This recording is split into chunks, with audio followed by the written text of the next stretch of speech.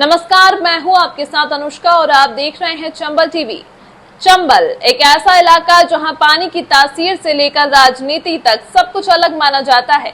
कहते हैं चंबल का पानी जिस्म में नहीं सीधे खून में उतरता है और शायद यही वजह है कि यहाँ की राजनीति भी कभी सीधी रेखा में नहीं चलती। कभी यही चंबल क्षेत्र दो बड़े चेहरों ज्योतिरादित्य सिंधिया और नरेंद्र सिंह तोमर के राजनीतिक अखाड़े के रूप में जाना जाता था, लेकिन सिंधिया के भाजपा में जाने के बाद चंबल की राजनीति ने ऐसा करवट लिया जिसकी शायद किसी ने कल्पना भी नहीं की थी। श्योपुर और मुरैना जिले की कुल 8 विधानसभा सीटों में आज कांग्रेस के पास 5 सीटें हैं, जबकि भाजपा सिर्फ 3 सीटों पर सिमट गई है। सबलगढ़, सुमावली और खुद विधानसभा अध्यक्ष नरेंद्र सिंह तोमर की दिमनी सीट भाजपा के खाते में है।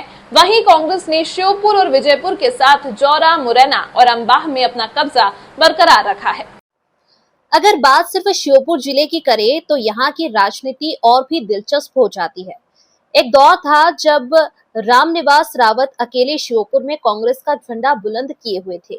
सिंधिया के करीबी माने जाने वाले रावत ने उस वक्त भाजपा में जाने से साफ इनकार कर दिया था, लेकिन वक्त बदला और फिर वही रामनिवास रावत भाजपा के मंचों पर भाजपा प्रत्याशी के लिए प्रचार करते नजर आए। क्षेत्र की जनता के लिए ये किसी बड़े राजनीतिक झटके से कम नहीं था।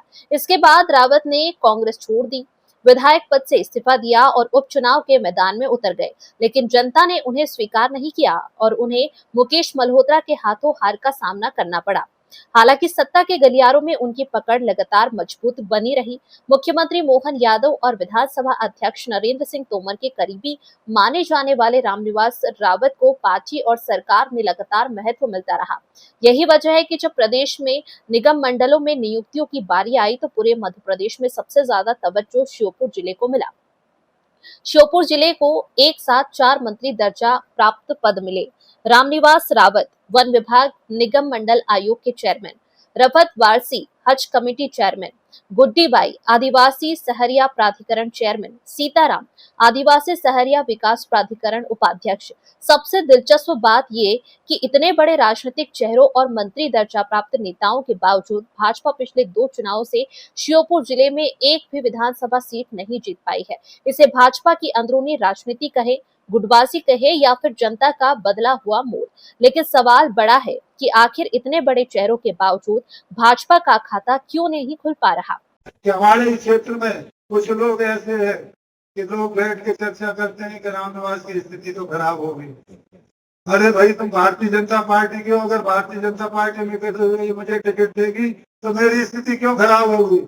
लेकिन आप लोगों से अनुरोध करता हूँ, ऐसे व्यक्ति को आप मुंह तोड़ जवाब देना शुरू कर दो। पार्टी को कोई नहीं हरा सकता। मेरा जो संकल्प है, पार्टी की मेरी वजह से इस बार हार हुई, मैं पार्टी को जिता के एक बार इस सीट को आदरणीय नरेंद्र सिंह तोमर जी, आदरणीय अध्यक्ष जी, आदरणीय मोहन यादव जी की झोली में लाके जरूर दूंगा। ये मेरा हाल ही में खुद रामनिवास रावत भी संगठन और राजनीति को लेकर खुलकर अपनी बात रख चुके हैं और उसके बाद नरेंद्र सिंह तोमर ने क्या कहा, आप सुनिए। काम करते हैं तो पार्टी के प्रति होना ही चाहिए, इसमें किसी को तो संकोच होना चाहिए। अरे भाई, मान लो पार्टी में हमें कोई चीज नहीं घुसा रही और हमको पार्टी का विरोध करना है तो लड़े हम करो ना। मतलब हम पार्टी में भी रहेंगे, पार्टी की माला भी पहनेंगे, पार्टी की प्रतिष्ठा भी पाएंगे और जब जरूरत पड़ेगी तो हम उतरने का काम भी करेंगे। ये नहीं होना चाहिए। ये जब कभी किसी कार्यकर्ता के मन में ये बात आती है, वो कार्यकर्ता मन का धन तो कर सकता है, लेकिन उसकी कीमत समाज में अपने आप ही घट जाती है। आप सब लोगों को विधानसभा में मालूम है, रामनिवास जी के चुनाव के समय में आया था तो मैंने जितना काम किया इतना मैंने कभी अपने चुनाव में भी नहीं किया जीवन में। आप सब लोग इस बात के साक्षी हो। शायद ही कोई जगह ऐसी होगी जहाँ मैं नहीं गया हूँ। मुकेश मल्होत्रा के विरोध में मैंने कोई भी कसर नहीं छोड़ी, क्योंकि रामनिवास रावत भारतीय जनता पार्टी के उम्मीदवार हैं और भारतीय जनता पार्टी मेरी माँ है। मैं जो कुछ हूँ भारतीय जनता पार्टी के कारण हूँ। विधानसभा अध्यक्ष नरेंद्र सिंह तोमर ने भी कार्यकर्ताओं और संगठन की भूमिका को लेकर साफ संदेश दिया था। दूसरी तरफ कांग्रेस की स्थिति भी कम दिलचस्प नहीं है। जिले में कांग्रेस के पास कोई बड़ा प्रदेश स्तरीय चेहरा नहीं है, लेकिन इसके बावजूद जनता लगातार कांग्रेस पर भरोसा जता रही है।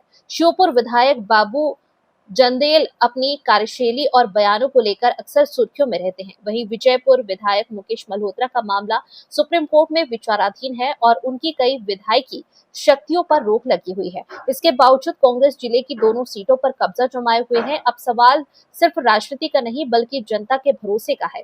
एक तरफ भाजपा के नेताओं पर सत्ता और संगठन का आशीर्वाद दिखाई देता है, तो दूसरी तरफ श्योपुर की जनता अब भी कांग्रेस के साथ खड़ी नजर आती है। ऐसे में सबसे बड़ा सवाल 2028 का है। क्या इतने मंत्री और बड़े चेहरे मिलकर भाजपा का श्योपुर में खाता खुलवा पाएंगे, या फिर चंबल की जनता एक बार फिर अपने पुराने भरोसे पर कायम रहेगी?